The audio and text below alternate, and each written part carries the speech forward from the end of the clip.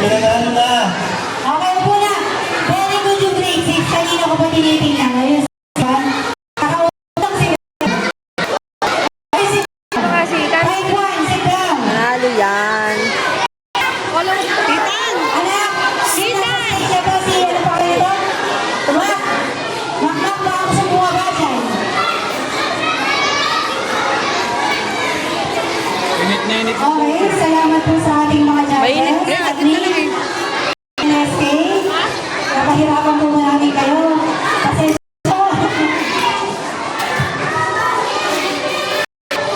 okay, yung mga ating pong mga candidates, atas po tayo ng konti para po makapagawa. Bayos ka na. Atas po, atas. Move!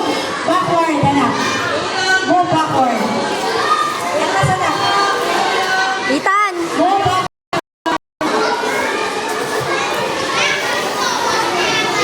Backward po po, backward pa. Hindi pa.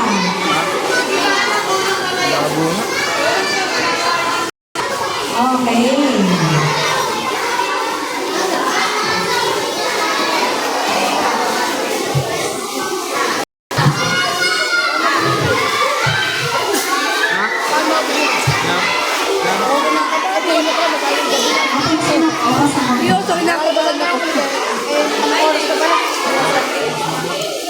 Alam ko pala pupunta kayong bangka. Okay, Sir Virgin.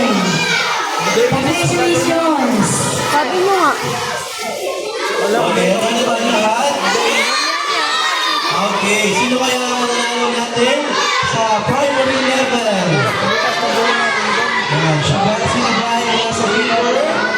Grade 1, grade 2, or grade 3? Grade 2. Mr. Title yung akin. Ethan! Okay. Magandang gabi mga katahimikan. Sabi nga na kuya.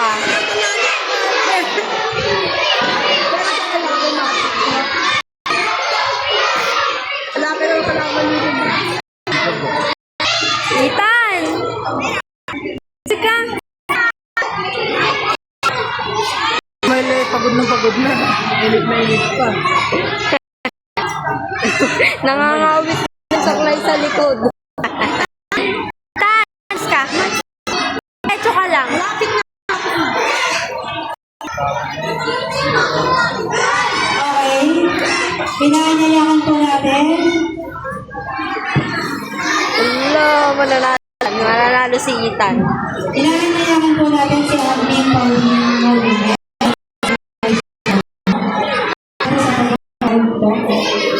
Unahin po natin yung mga Hihikap basic na. costume. Ethan. Basic costume. Ethan. Ayan, para po malinaw sa lahat, ang nangyaring resulta po ay bunga po ng mga kabuang scores. Okay po, iba po ang criteria natin. Meron po tayo sa national costume, 20% po para sa introduction at presentation, 20% po para sa voice, bearing, and personality, at 10% po para sa audience impact. Dinawin lang po natin ang lahat po. Ang resulta po ay bunga ng lahat ng mga combined scores. Okay po? Doon po muna tayo sa special award, Best in Costume. Para po sa primary, ang ating po Best in Costume for Mr. is Mr. Chris. At tayo po sa basic costume for Miss Chris. Miss Chris from grade 2.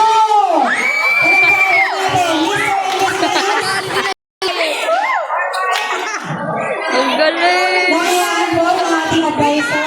Ethan! Roxy, para patulungan para sa mga Best in Costume Sino po ba advisor nito? from Kasi nung kamali Ethan, smile!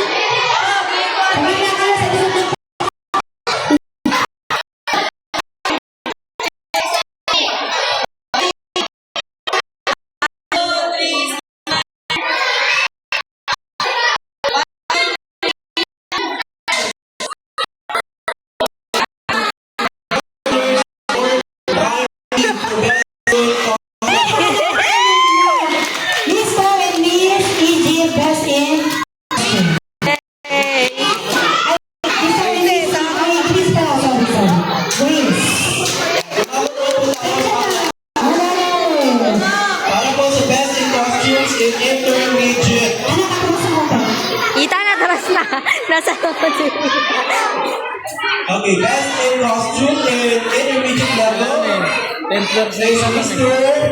Australia from grade 6. And the best in costume for the Miss United Nation is Miss Australia Grade 6. Palakpakan natin yung grade 6. Best in costume. May ano pala, may award din pala kayo eh. Kaya ate. Kaya ate.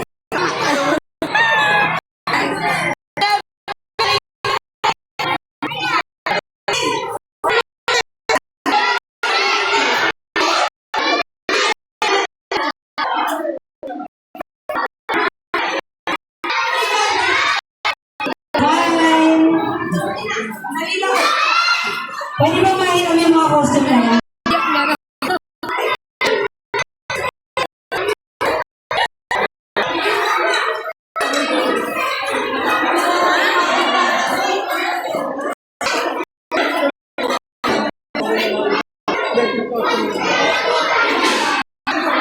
Natanggal yung ano. Okay na yun, kahit natanggal. Ayan, bigyan po tayo. Ayan, ang pag-award po. Baka mawawala ako dyan. Videoan mo.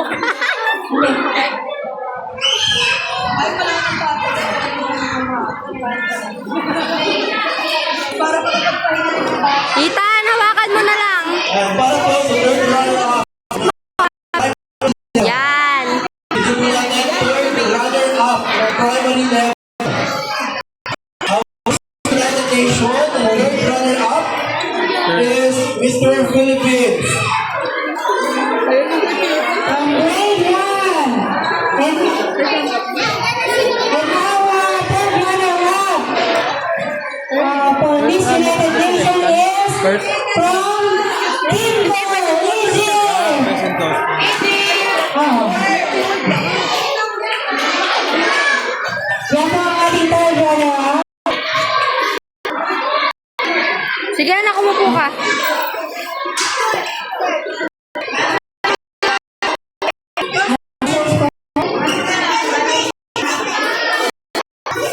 Second.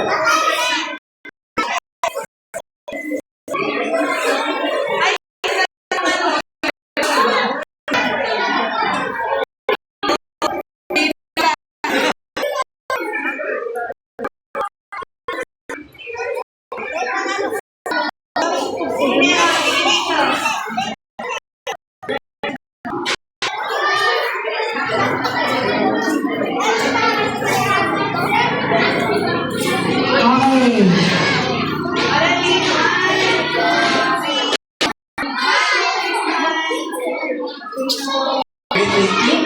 For our second runner-up in primary level.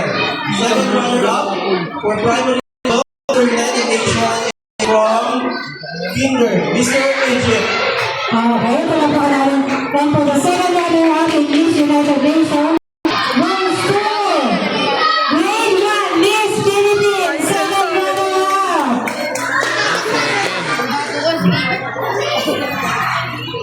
Sila po ang ating second runner-up, si Mr. Egypt, Philippines from the primary level.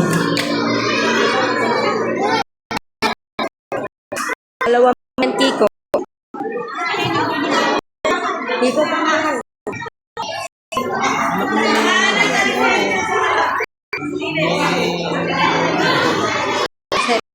Second runner-up na ba?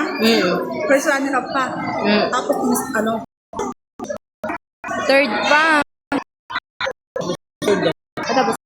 Kinakabahan ba kayo? Ano naman kayo, Sese? Kasi, di ba mong Sese? Kasi,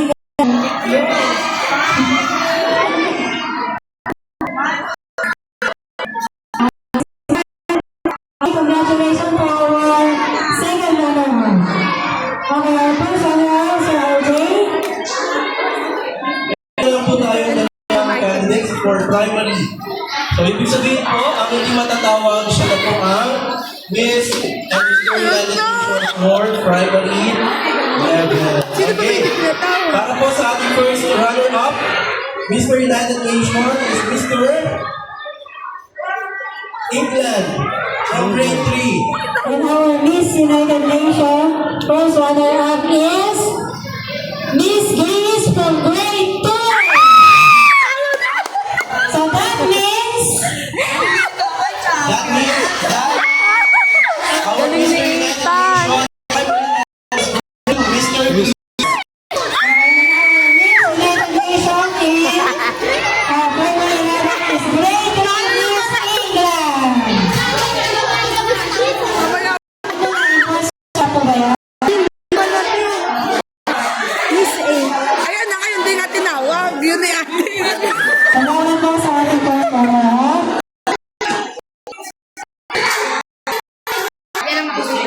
Okay. Picture po tayo. Hello.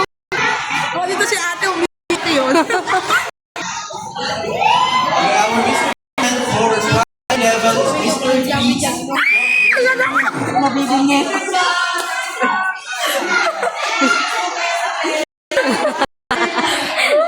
Kote.